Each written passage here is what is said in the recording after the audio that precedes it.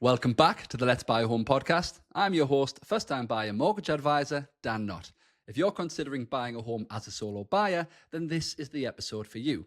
I'm joined by Matilda from a Millennial saver who's going through that exact journey herself. Matilda, welcome to the podcast. Thank you. Thanks for having me on, Dan. Well, could you please introduce yourself for our listeners? Yep, of course. So my name's Matilda. My friends call me Tills, and I have an Instagram account on the side called a Millennial Saver, which I think I've had for about 4 years now. So originally it started around like my saving journey, personal finance, and then my personal journey has kind of grown from that. And now obviously buying my first home as a solo homeowner. So yeah, a bit of personal finance, lifestyle, and just fun vibes. Amazing. So I've been watching along on your Instagram. I understand you are moving through the process of buying your first home. So why was now the right time for you to buy a home? So I've wanted to buy a home actually for like quite a long time, like quite a few years. So when I finished university, I went to London and did a graduate scheme there. And I lived in London for probably about 7 years, and I was just like building up my career, building up savings. And I never really wanted to like settle in London, so I was always renting. And like renting was perfect at that time. It gave me the flexibility, like I moved about a bit. And it just didn't feel like the right time. And then about 18 months ago now, which feels wild. It feels like it was only like 3 months ago. But 18 months ago, I moved to York. So I'm still doing the same job that I do. So still kind of based in London and go to London a bit, but there's also an office near here. And started to get settled into York. My sister lives here. So I knew it a little bit, but I wanted to get to know the area. And then October last year, I started looking and like knew I wanted to kind of live in York for quite a while and started my journey. Amazing. I think that's interesting because as we see online a lot, the whole buying versus renting debate and what's better for the individual. It's interesting to hear from your point of view that they've both had a place in your life at the right time. Yeah, definitely. I think there's sometimes it's different opinions, isn't it? Of like, do you want to get on the housing ladder like as soon as possible? And I definitely feel now I'm buying and I've just turned 30. I'm not really buying my first home. I'm thinking more about like, you know, a settling down home, a family home. Whereas previously, if I'd have done it years ago, it would have been like very different criteria. But yeah, renting's definitely had an advantage, especially in London where I could not afford a house there. And it's nice seeing what you can get for your money up north versus London too. Absolutely. I'm based in the northeast, so I completely understand. We'll get a lot more house for our pound up here. Yes.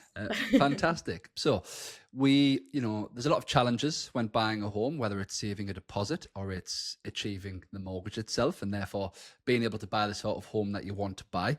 You've made the decision to buy a home by yourself. Did you have to weigh up the pros and cons of buying by yourself or potentially buying with somebody else at some point in the future? Yeah, so when I was in London, I was with a partner at the time, and we were thinking about buying together. And then we split up, and I moved to York, and I knew I wanted, like, I was in a position to buy, and I also didn't want to kind of wait around and feel like I had to buy with a partner because I was in a position and a fortunate position where I've been able to save and buy myself, and it just gives more independence. And I think when I've been thinking about like buying and kind of the pros and cons is definitely had more flexibility of like where I can buy, like what I want to buy, because you're not relying on like another opinion and you have to compromise.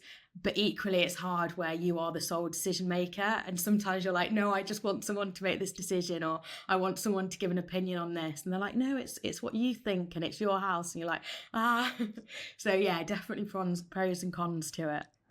Yeah, I think when you're buying a home with somebody else, one of the pros is, although especially as a first-time buyer, neither of you are necessarily experts in any area of the process, it can be beneficial just to be able to bounce questions off people or bounce ideas off people and just sometimes get an opinion that's maybe coming from a different perspective or a different angle. Who have you leaned on for that support throughout the process? So, definitely been a mix of people. My parents, they live 6 hours away though, so they haven't been able to kind of come to any viewings, but they've been getting a lot of WhatsApp like links to houses and what do they think, and they've brought a lot of houses in their like throughout their lifetime, so it's great to get an opinion from them. Also for my brother, he went through his house buying journey a couple of years ago, and friends as well. And then also, I think towards the end of it, my new partner, I think he's in his third house now. So obviously he's been through the journey a couple of times. So he's come to some of the viewings. So it's been nice to have someone come to the viewings as well. And then my mortgage advisor has been amazing, because I feel like I've always spoken about personal finance and how we should have been taught it at school, and we go into this big wide world and we're just not taught about like the basics, and it completely goes down to the house buying journey. And there's some things that I've just seen online. I'm like, how, like, I didn't know this, or like a friend has said it. And having that mortgage advisor, like just going back and forth, has been really helpful. So he's helped through like, what the next steps are, like when I got the report back that is so long, and just like going through it. So yeah, it's been really nice to have that support as well. Yeah, and I think when you do speak to friends or family who have been through the process maybe once or multiple times, anybody when they're buying a home, especially in the UK, unfortunately, it's never really straightforward. And they will have had their own problems, made their own mistakes, had things not go quite right. And yeah, being able to ask them about those things may hopefully help to minimize your own mistakes. Yes, definitely. I think it's different as well with like a few of my friends have got new builds, and new builds versus, how houses that have been around a while. It's a very different process then, because obviously the new build doesn't have anyone in it, and it can be quite a smoother process too. Yeah, absolutely. So you can speak to people who have had their own journey, who have bought a home in different places, different types of properties. Some of your friends might have bought their first home, of which is a stepping stone. Some may have went straight into a forever home. Yes, absolutely. Speak to as many people as possible, and yeah, look to benefit from their experiences. Okay, brilliant. So when I was preparing for this podcast, I did note that this year it's been 50 years, and only 50 years, since women were allowed to take out a mortgage on their own without the need for a male guarantor. How crazy is that? Yeah, it's massive. And 50 years, like you think about it, that's not a long time at all. No, it's absolutely not. Do you think, even though we've came so far and we're in a much better position now, do you think there are still challenges that females have, maybe that men don't have sometimes when buying the first home? Yeah, yeah. If you'd have asked me that before I started, I probably would have been quite naive and be like, no, like I don't think that will happen. But through my own personal experience, I've definitely seen it, and probably more of reaction and behavior. Um, so I found like a lot of people have, like when I've gone to view houses, have kind of questioned like, oh, you're buying on your own. Oh, how did you save that, that money for that deposit, and kind of questioning, and like, what do you do for a job? And like instantly, and I was thinking like, would you be questioning this much if it was a guy? And there was actually a story where so my partner I'm now with, like, we'd this was a big green flag. We'd only been dating for like, I think it was about a month or two, and he came to a viewing, and we went there, and the estate agent was like, oh, is it for both of you, which is a natural question. And I was like, oh no, it's just for me, it's early days. um, and he kept asking my partner the questions, and my partner was like, I think you need to be asking Tills these. Tills is the one buying the house. And he then kept asking like the same like questions to my partner, to the point where he was like, I don't want to be rude, but like I don't have any involvement in this house. I'm not buying this house. Like, you need to be asking these questions to, the person that's actually buying it. And there's been a few like ones where kind of as soon as you go in, they're like, are you just gonna check with your partner or ring him? And it's just, yeah, I do question like, would that have been asked in the same scenario if it was, the guy on the other end? Yeah, and that's obviously quite disappointing to hear, but I'm sure there's lots of people who do have the same experience or or a similar experience, so yeah, hopefully we'll be able to benefit from the conversation. Do you think females, when buying a home, perhaps have to have more to consider in terms of location and safety in that element? Yeah, I'd say so. Like when I think about the location that I've chosen, it is based on like it's a nice area. My sister lives there. Like I know it's like a safe area. It's on a nice street. There's a lot of like neighbours about. So I think it's that. I would also say that in terms of like investing, women are known as being more careful investors. Like they think about things, they take a lot of considerations, whereas men are likely to be a bit riskier.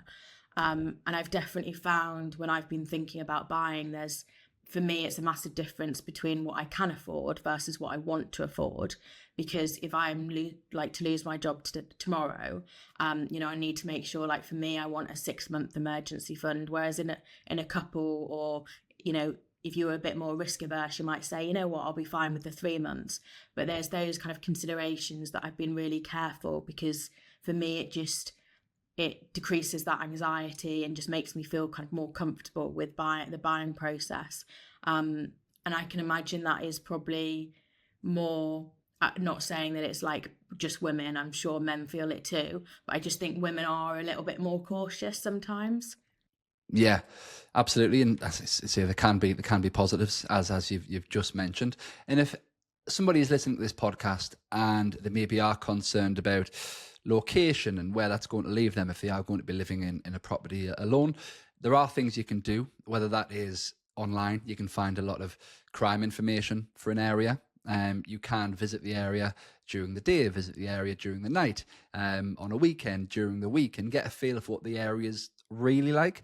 And don't be shy to speak to neighbours and get their opinions. The people who aren't selling the home, if it's the next door neighbour or the person a few doors down the street, will be more than willing to often have a conversation with you and maybe give you a little bit more reality in terms of the area. So yeah, I would just say don't be shy, get stuck in, but try and do a little bit more than just the viewing if you are unfamiliar.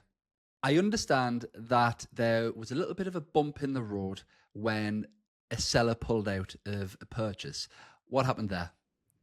So I started my house viewing journey in October, um, and I think, and I don't know, this is probably a me issue.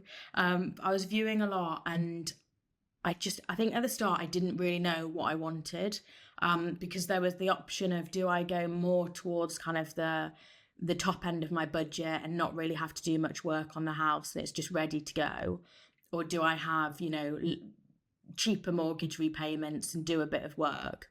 And I couldn't make my mind up on that. And then I kept viewing like different houses that were very like different to each other, and then decided that I wanted to kind of more go towards the top end. And because I just felt like I was like, I don't really know what to do in terms of any like building work. Like, I'd rather just feel more comfortable moving into something that's kind of straight into moving.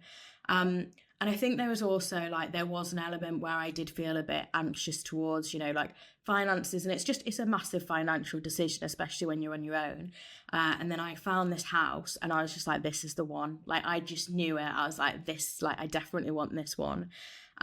So we started the process, and then the solicitors had just kind of started doing their initial reviews, and then the seller pulled out. So the seller was going to move abroad for a job, and then pulled out because it was with the same company, and there'd just been a few issues, I think, with moving. So they pulled out, and I was really gutted, like really gutted. It felt like almost there was an element of like going back on like dating apps where you were like, oh, I've got to like look again, of there's going to be these houses that have been on for like quite a while, there's going to be these new houses, and you're going to start like the viewing process. So I think I viewed like 2 more, and then luckily the seller got back in touch, and the company had kind of fixed the issue of moving abroad, and the house that the seller pulled out is the house that I'm buying now, and they've now moved abroad, and we're just waiting on the completion date. So it's all worked out in the end. But I did an Instagram reel about it at the time when the sellers had initially pulled out, because I was really gutted. But it was so nice, the response that I got, because there was so many comments of people that had been through their own personal experience. And I didn't realize like how common it was. And like just so many people saying like it happened to them, or it happened to them later in the line, like down the line. And people were like just saying, if it doesn't work out, like take it as a reason, and like whatever happens like is meant to be. And so many people said that, so I was kind of like going in that hope, and luckily it's all worked out for the best. And we did do something, so when the seller got back in touch, I was a bit nervous of, is this going to happen again? And I didn't lose any money luckily that time, but I was a bit like, is it going to happen again now later down the line? And I could potentially lose money on the solicitor's fees and things like that. And what we did, and I'm not gonna lie, I don't know how kind of contractual it was, but we kind of drew an agreement with the estate agent and the solicitors to say, if the seller was to pull out again, any fees they would have to repay back to me. And I was kind of thinking of, it's a risk that I'm willing to take because I just loved the house so much. And then it just gave me a bit of confidence as well. Yeah, and it's very common. Obviously, I work as a mortgage advisor, and I work with loads and loads of home buyers. And yeah, if I have bumps in the road or to have disappointments, unfortunately, it is extremely common. Whether it is getting a property surveyor back and there's an issue with the property, which means that you're suddenly unsure about buying, or simply being let down by a seller. A seller is often as nervous about their own home move, a sale and the purchase, as you are about the purchase. And yeah, sometimes that can cause hesitations, it can cause changes, it can cause sort of extra questions further down the line. So it's absolutely something to be prepared for. I did like your analogy of dating apps. That might be something that I use moving forward. And when you are on the house hunt, you definitely do need to do a lot of swiping, and also read the descriptions. And yeah, I think that's a good analogy. I enjoyed that. Got your own criteria and you need to stick to it. Exactly. If you didn't know by now, I work as a mortgage advisor helping first-time buyers from around the UK to take their first steps onto the property ladder. If you want to buy your first home, but you're not sure where to start, head over to my Instagram page where you'll find the educational content that you need. As well as that, you'll find testimonials and success stories from my home buyers. Back to the podcast. So, Trump almost cost you your deposit. Yes. What happened there? So, sure you're aware of Trump's tariffs. So I've been saving for a number of years, and as a result, I have savings in a number of different places, from cash ISA, lifetime ISA, premium bonds, and stocks and shares ISA. So I've been investing since 2020. So when kind of COVID started. So yeah, 5 years, and some of my house deposit has been part of that investing, and I've done well in terms of investing, but then with the news of Trump's tariffs, it took a massive hit to the stock market, and kind of what we haven't seen probably since COVID, where it was like unprecedented and had a big impact, not just to, US, but actually like globally. So in terms of like my investments, I don't actually invest a huge amount into the US, but as a result, all my investments went down from it, which was very, very scary. So as a result, it went down, and I lost like £10,000 in 2 days. And that, I needed for my deposit is what I had calculated for. So it was very, very scary at the time. And in a way, it was lucky that seller had pulled out at that time, because the seller had just pulled out. And then I think there was about a 2 to 3 week period before they then got back in touch. And during that time is when they'd pulled out. And then that had happened, and I was still looking. And luckily by that point, and when we'd started the process again, it had gone back to what it was previously. So luckily didn't lose out on that money. But actually, if the seller hadn't pulled out the initial time, it might have been a different story. So yeah, it was definitely a scary time. You were in a position where only part of your savings were held in a stocks and shares ISA. What would you say to somebody who is considering putting their house deposit into that sort of account? I would say like definitely don't put all your house deposit in a stocks and shares ISA. Investing is great, but past performance doesn't guarantee future returns, and things like this can happen. COVID, Trump's tariffs, like there will be something else that will come, I'm sure. And investing is a long-term gain. Always think about investing kind of like 4 or 5 years plus, which worked out for me in terms of my investing grew, but obviously something like Trump's tariffs couldn't predict. So I would just say make sure that you look at other options available to you, and safer options. And some of the, like, I still want to invest in the long term, and some of that will be less there. But it's also made me reconsider of, I had an idea in my mind of, with my emergency fund, like a percentage that I wanted to put in stocks and shares and a percentage that I wanted to put in like a cash ISA. And I've changed those percentage levels as a result, because I just want to make sure that, like, if anything is to happen tomorrow, there is that more security. So don't be put off by investing, but also don't put your whole deposit, or however, whatever you're saving for, completely into investing. Like, go in with that mindset that you could potentially lose money as well. Absolutely. And yeah, I completely agree. So absolutely don't be put off in relation to investing. That's so important. But also, yeah, listeners, you do need to be mindful of where you are holding your home deposit, just to make sure that you're not adding any extra stress to the process when it is hopefully advisable. So as you are now moving towards hopefully completion of your purchase and getting your home keys, you've mentioned that you've spent years saving this deposit. How do you feel about those life savings, so to speak, disappearing on completion day? So I think this is a great question, and actually something that's not spoken about enough. And it's definitely been something that I think, particularly at the start, and I think I'll feel it all again when I transfer all that money over, is where you've been in that mindset for so long. And the mindset won't change, I'll always keep saving. But when you've been saving for a specific goal, and then that goal is there, just, it's not losing that money, because the money is going in the house, right? And hopefully that will grow in value over the years. It's just, I think the way that I like to remind myself is, I'm not losing that money. I'm just putting that money in another savings account. The savings account is just my house. But I think it's gonna feel odd of not having that sat in account where I can see it, or getting potentially a nice little premium bonds win on a monthly basis.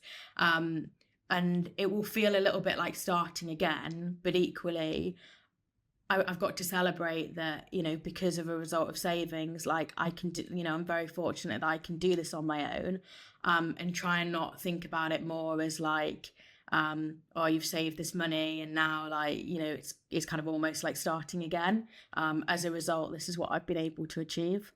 Yeah, definitely. And I think when you have that first day when you are sat on the sofa with a takeaway, watching a movie in, a house that you own for the first time, I think that is sort of a moment that makes it all very real, and where the sense of achievement, is there right in front of you.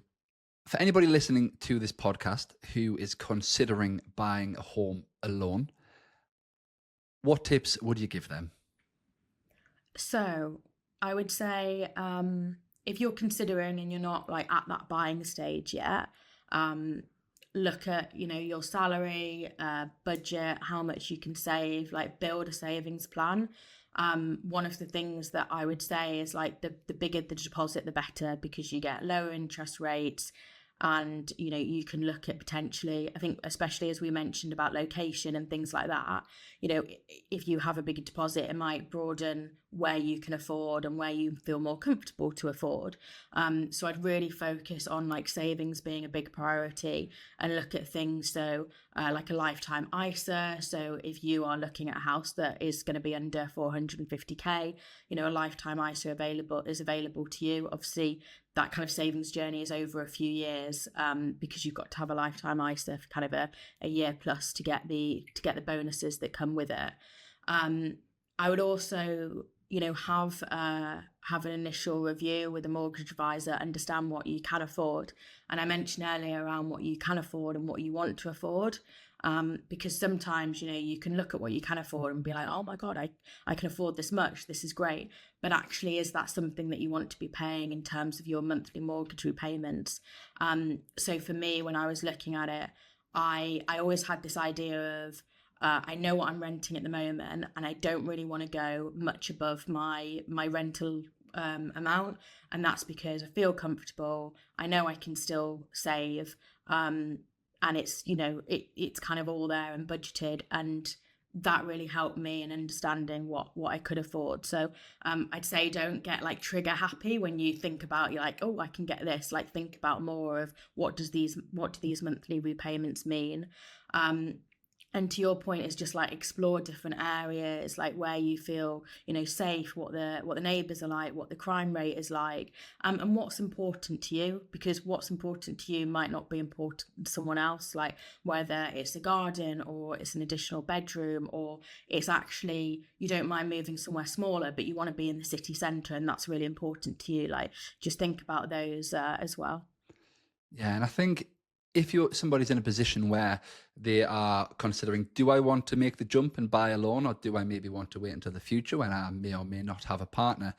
Speaking to a mortgage advisor, one of our jobs is just to provide clarity. So that will allow you to establish, what can I achieve on my own? Is it feasible to buy a property by myself? Can I buy a property that I'd be happy with in an area that I want to live in by myself? And with that, you can then make a balanced and informed decision before you decide which route you want to go down. And you also touched on deposit.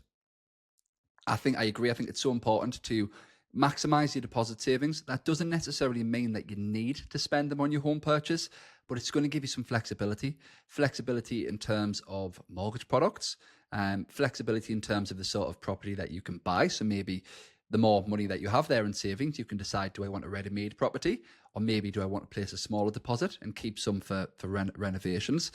And also flexibility in terms of ultimately the purchase price that you can access. So yeah, I think that is very, very important. So Matilda, thank you very much for joining me on the Let's Buy a Home podcast. Where can our listeners find you? Thank you for having me. So they can find me on Instagram at a Millennial Saver.